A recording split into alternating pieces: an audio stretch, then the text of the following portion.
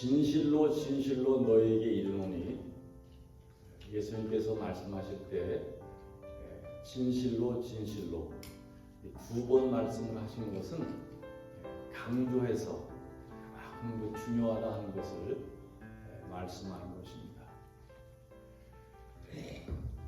그렇게 말씀하시면서 이제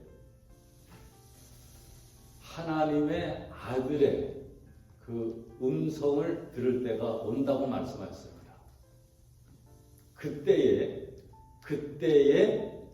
그 음성을 듣는 자는 살아나겠다, 이렇게 말씀하셨습니다. 아멘. 그리고 이 29절 말씀에 계속해서 보면 그런 말씀, 우리가 잘 아는 말씀이지만 다시 한번 우리 마음속에 새기는 것도 좋을 것 같습니다. 이제 마지막 때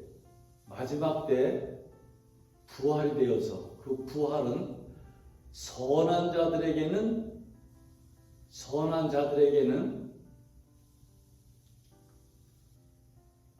이 생명의 부활로, 또 이 악한 자들에게는 심판의 부활로 올 것을 말씀하셨습니다. 여러분들의 마음은 어떠세요? 오늘 부활절을 맞았는데, 물론 이 선하다가 하는 그런 말씀은 우리가 그냥 일반적인 착한 그런 행실을 얘기하는 것은 아닙니다. 선의 주체이신 예수님의 그 행실, 예수님 믿고 따르는 그 행실을 그대로 한 분들에게는 생명의 부활로 나타나는 것을 말씀하고 있습니다.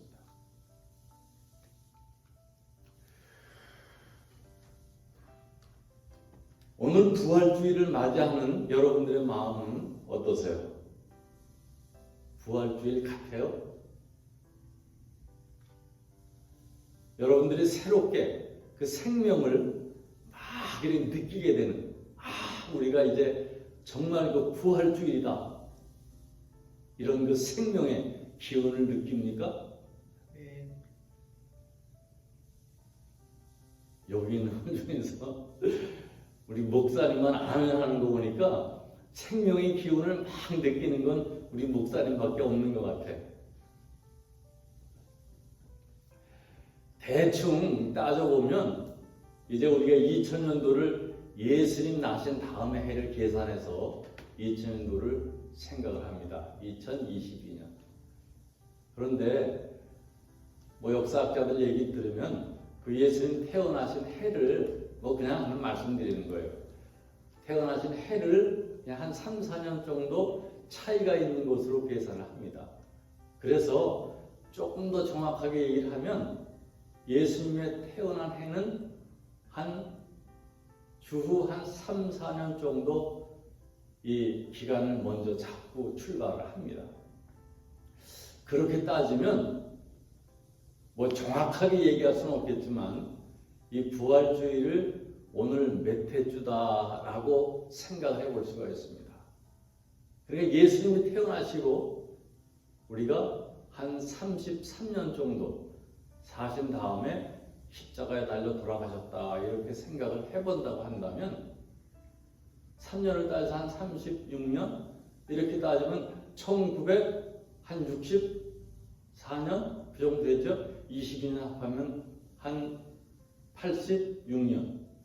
그러니까 지금 올해 그 부활주일 그 횟수는 1986회 정도 되는 셈이에요. 긴 시간이죠. 사람이라는 게 이 부활주일 뿐이 아니라 이 시간이 지나면 잊어버려요. 우리 성경에 그냥 우리 인생이 길어야 7, 80년 산다고 했는데 요즘은 그 말씀도 사실 조금 더 잡을 수가 있겠죠. 100세 시대라고는 하지만은 실제적으로 통계를 보면 그래서 아직까지는 한 7, 80년 정도 산다고 볼 수가 있어요. 그래도 다른 사람 얘기할 거 없이 그냥 우리 정도의 나이가 돼도 생각을 못해요. 깜빡깜빡하고 잊어버려요. 그런데 거의 2000년 동안 부활주의를 이렇게 지냈다고 생각하면 그야말로 그냥 해져서 그냥 부활주의인가 보다 하고 이렇게 생각을 하는 그 정도라고 얘기를 해도 그게 틀린 말은 아닌 것입니다. 그런데다가 전에 말씀드렸지만 이 요한복음은 나중에 기록이 됐어요. 사실에 입각해서 말씀을 이렇게 기록을 했지만은 이 말씀은 많은 예수를 모르는 사람들에게 깨달음을 주기 위해서 사실에 입각해서 있는 그대로 이렇게 말씀을 기록을 한 것인데, 사실 예수님이 하신 말씀, 요한복음이나 사복음서에 보면은 이 요한복음 기록된 말씀을 그대로 보면은 그때 그 사람들은 예수의 말씀을 이해하지 못했어요. 내가 사흘 만에 다시 살아나겠다, 생명의 부활로 살아나고 심판의 부활로 살아나서 처벌받을 것이다, 이런 말씀을 했을 때 무슨 말인지 알지 못했어요. 그러나 예수님이 돌아가시고 십자가에 달려 돌아가신 다음에 비로소 부활하신 다음에 이게 그냥 하신 말씀이 아니었구나 하고 제자들이 깨닫게 되어서 그 다음에 이제 복음이 전적으로 전해지기 시작했던 것을 우리가 볼 수 있습니다.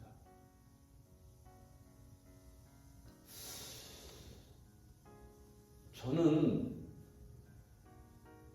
우리 교회만 해도 사실 이 부활주의에 대한 설교를 몇 번 한 셈이죠. 줌으로 하든지 하든지. 부활주의에 관한 예배를 모여서 예배를 드리던 우리가 따로 드리던지 엄청나게 많이 드렸어요. 자꾸 시간이 갈수록 좀 희미해지고, 그래도 우리들은 좀 덜한데, 여기 사람들은 정말 신앙인들, 여기 사람들은 이 부활주일이 되면은요, 어떻게 보면 그 크리스마스 때보다 더 잔치를 해요. 어린이들에게 결혼 찾는 그 게임을 하든지 이런 것들을 해요. 물론 신앙관이 얼마나 그 마음속에 새겨졌는지 그건 모르겠지만 늘 해오던 습관이 있기 때문에 부활주일에 관한 명절을 그대로 진행하면서 지키고 있는 것을 우리가 봅니다. 그것에 비하면 우리들은, 믿는 사람들은 좀 그럴까요? 믿지 않은 사람들은 부활주의다 그러면 그냥 기독교인들이 지키는 명절이다 이렇게 생각을 하고 말이죠. 여러분들은 어떠세요? 올해는 오늘이 부활주의다 그래가지고 그냥 왔습니까? 아니면 마음속에 새로운 생명의 기운을 느꼈습니까?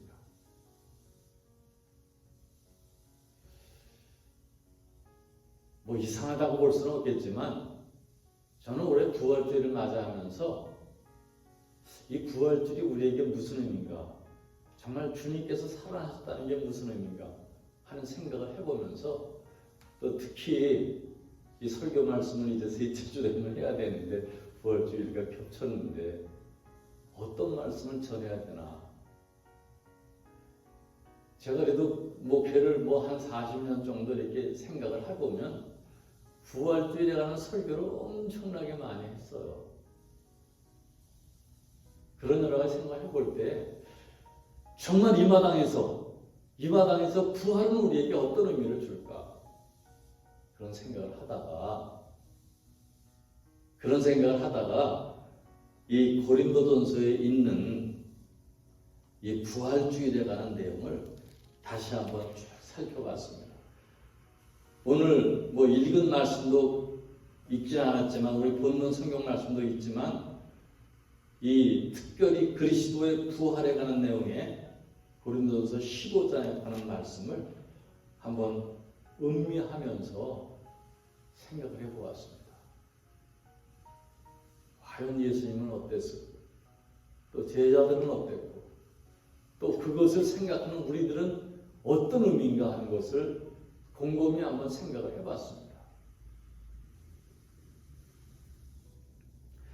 저는 이 말씀을 드리면서 저와 여러분들이 같은 마음이길 좀 바랍니다. 그리고 다시 한번 부활이라고 하는 것을 몸과 마음과 생활에 새기면서 부활신앙의 신앙생활을 할 수 있는 저와 여러분들이 되시기를 주님의 이름으로 축원드립니다. 아멘.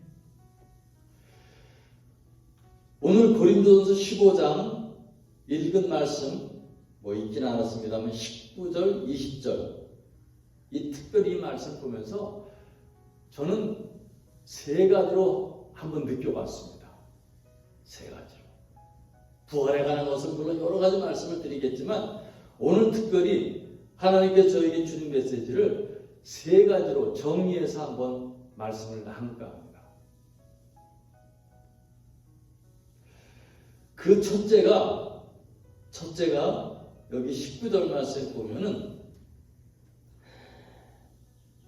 다만 이 세상의 상뿐이면 모든 사람 가운데 우리가 더욱 불쌍한 자니라 이런 말씀이 있습니다. 좀 설명을 드리면 우리에게 우리 신앙생활에 우리 믿음의 결국은 구원입니다만 우리 믿음 생활에 우리 인간들의 결국은 죽음으로 끝나지 않고 부활이 결론입니다. 근데 만일에 이 부활이 없고 그냥 우리의 생활하는 이 세상만으로 끝나버린다면 여기 보면은 우리는 모든 사람 가운데 더욱 불쌍한 자다 이렇게 말씀하고 있습니다.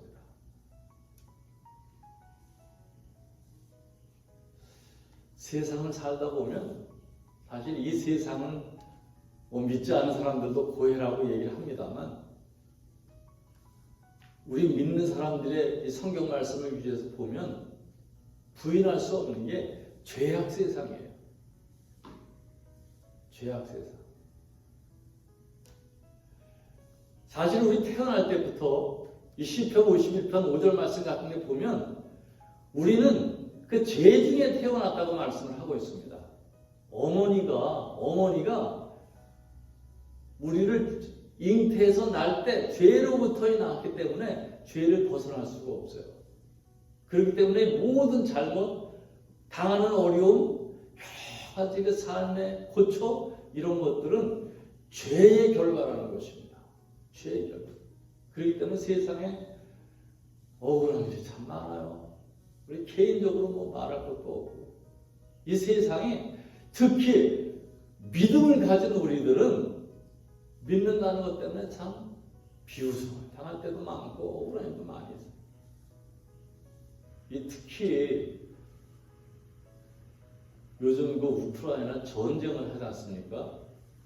사람들 뉴스 보면 정말 안타까운 마음이 듭니다. 얼마 전까지만 해도 딴 얘기 같습니다만 얼마 전까지만 해도 러시아가 침공하기 전에 이제 사람들이 쳐들어오면 어떡하지? 우리가 준비를 해야 될 거 아니야? 그러면서 최소한의 준비를 그래도 해야지 하면서 동네 사람들이 모여서 어떤 사람들은 돈을 들어서 실제 총을 사기도 하지만 그 모의 총을 가지고 그 훈련을 연습하는 그런 뉴스를 본 적이 있어요. 아마 그러면서도 실제 요즘 시대에 설마 무슨 전쟁이 있을까? 이런 생각을 할 수 있었을지 모르겠어요. 그러나 실제 러시아는 침공을 했습니다. 뉴스 같은 것을 보면 그 엄청난 그 아름다운 건물들이 그냥 총탄에 맞아가지고 부서지고 말할 수 없는 그 폐허가 되고 이런 모습들을 봅니다. 그리고 올라오는 사진들 같은 데 보면 어떤 그 여인들이 그냥 나체가 돼가지고 막 그 군인들이 그 우크라이나 사람들 때문에 우리가 이렇게 됐다 그러면서 막 그냥 못 살겠고 막 채찍질하고 막 때리고 그러는 것을 보면은 너무너무 억울한 그런 마음을 갖겠다 하는 생각을 하게 됩니다. 그것뿐이겠어요. 전쟁 정말 억울합니다. 말할 수 없이 이 세상에 사람들이 정말 인내의 한계가 있는 것은 그 억울하다는, 예를 들어서 뭐 우리가 도둑질을 하지 않았는데 그냥 너 도둑놈이 네가 도둑질했지 하고 얘기를 하면 얼마나 억울하겠어요. 그게 세상입니다. 뭐 밝힐 만한 그런 여유가 없고 마음도 없고 밝혀도 듣지도 않아요. 당장 아니라고 얘기를 하는데도 그냥 너 맞지 하고 얘기를 하면 할 말이 없어. 얼마나 억울한지 모르겠어요. 그런데 그렇게 살다가 죽어서 그냥 세상이 이 세상을 끝난다면 사도 바울이 그런 얘기를 한 거예요. 그렇다면 우리 믿는 사람들이 더더욱 다른 사람들보다는 억울한 입장에 있다는 것을 말씀을 한 거죠. 물론 결론은 우리는 억울한 사람들이 아니다 하는 걸 말씀하는 겁니다.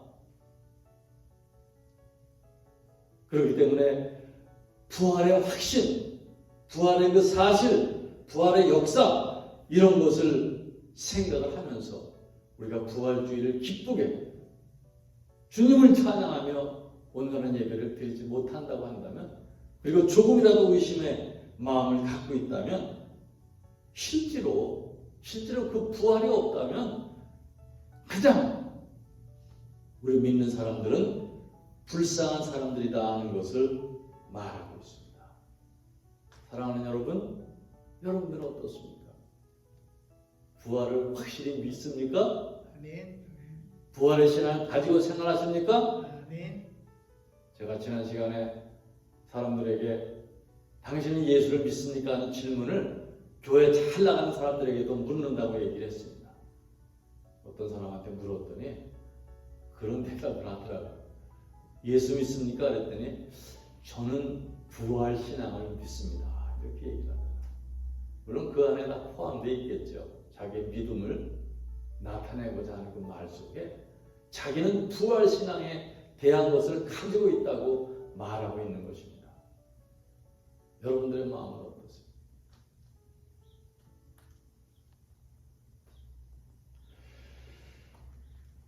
그 다음에 두 번째로 이 부활주의를 맞이하는 우리는 사실은 그냥 부활주의를 명절로 지키는 게 아니에요. 많은 사람들이 이 기독교인들의 명절을 그냥 믿지 않은 사람들도 명절로 인식하고 그냥 명절로 지키는 사람들도 요즘 세상에 많이 있어요. 그러나 예수 믿느냐? 예수 믿지 않습니다. 시간이 지나다 보면 자꾸 흐려지기도 하고 그 명절이 기독교 명절인지 무슨 명절인지 세상의 명절인지 알 수가 없어요. 그렇게 모든 것이 뒤죽박죽이 돼버리고 말아요. 옛날 구약시대도 마찬가지입니다. 사실 하나님의 말씀을 잘 듣지도 않으면서 명절에 물론 신약시대에 와서 예수님도 그 명절 때 이스라엘 백성들과 한 일이, 그것을 많이 우리가 말씀을 통해서 볼 수가 있는데, 형식적으로 명절을 지킵니다. 그러나 중요한 것은 하나님의 말씀을 듣고 하나님의 명령에 순종하고 그 명절을 되새기면서 명절을 명절답게 여겨야 되는데 그렇지 못하다는 거예요.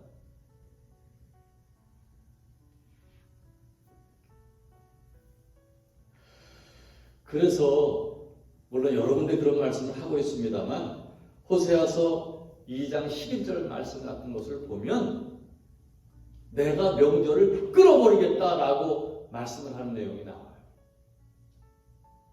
무슨 말씀입니까? 그만큼 이 명절, 어떻게 보면 축제 아닙니까? 이런 것들을 그냥 지키는 데 급급하고 정말 중요한 것을 잊고 사는 그런 생활상의 모습을 보이고 있다는 걸 말씀을 하고 있습니다.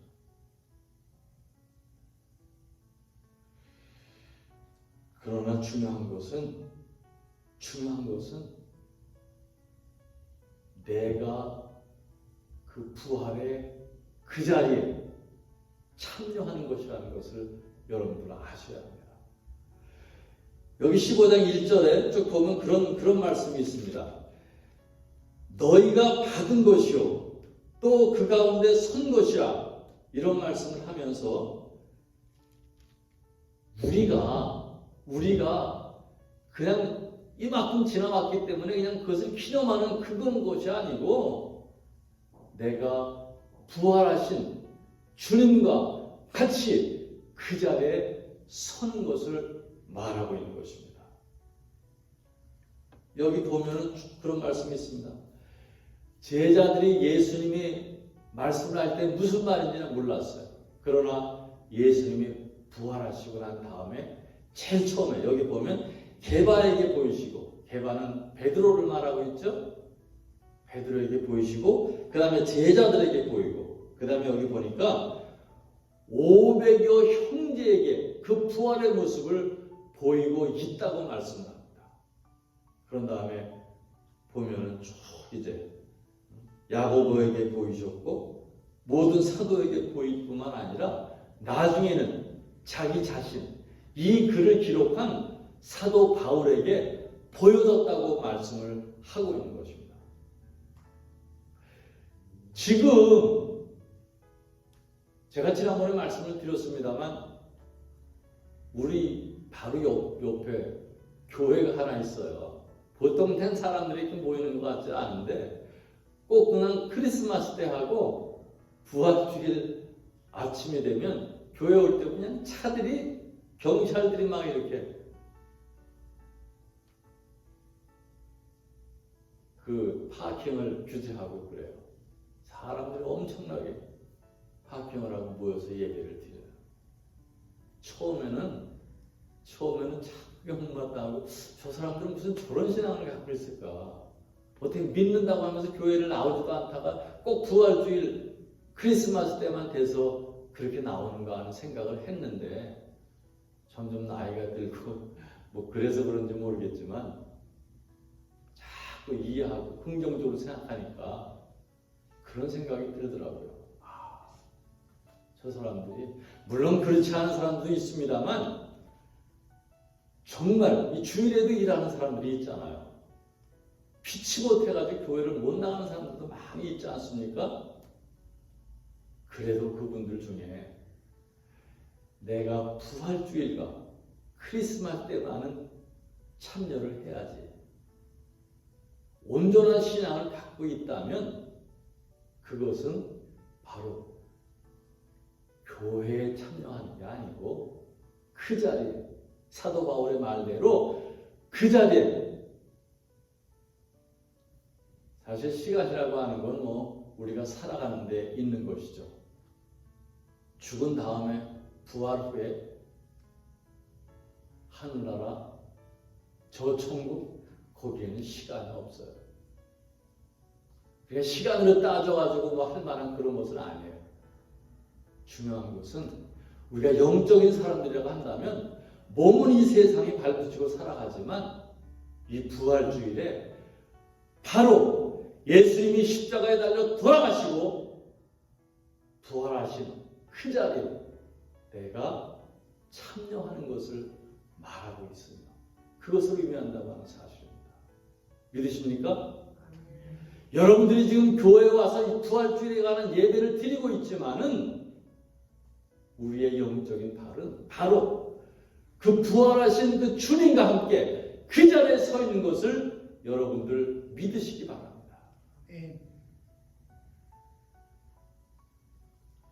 그 발이야말로, 그 몸뚱이야말로 바로 아름다운 신앙을 고백한 주님과 함께한 그런 저와 여러분 되는 것 아닙니까? 사랑하는 여러분, 부디 우리 부활주의를 다시금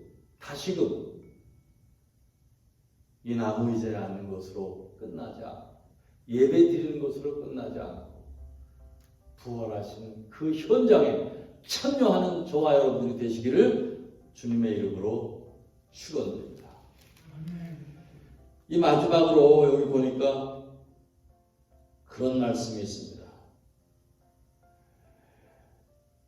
죽은 자 가운데서 다시 살아나사 잠자는 자들의 첫 열매가 되셨도다. 저는 그 이 말씀을 보면서 아주 은혜가 되더라고요. 여러분들은 어떤지 모르겠어요. 가만히 생각해 볼 때 왜 이 첫 열매라고 하는 표현을 쓰셨을까 하는 생각을 해보면은, 다른 말로 표현한다면 우리의 희망이고 소망인 것입니다. 우리에게는 희망이 있어요. 이 생의 모든 것이 끝나는 게 아니라 부활이라고 하는 희망이 있다는 것입니다. 그것은 비유에서 열매라고 하는 사실입니다. 열매.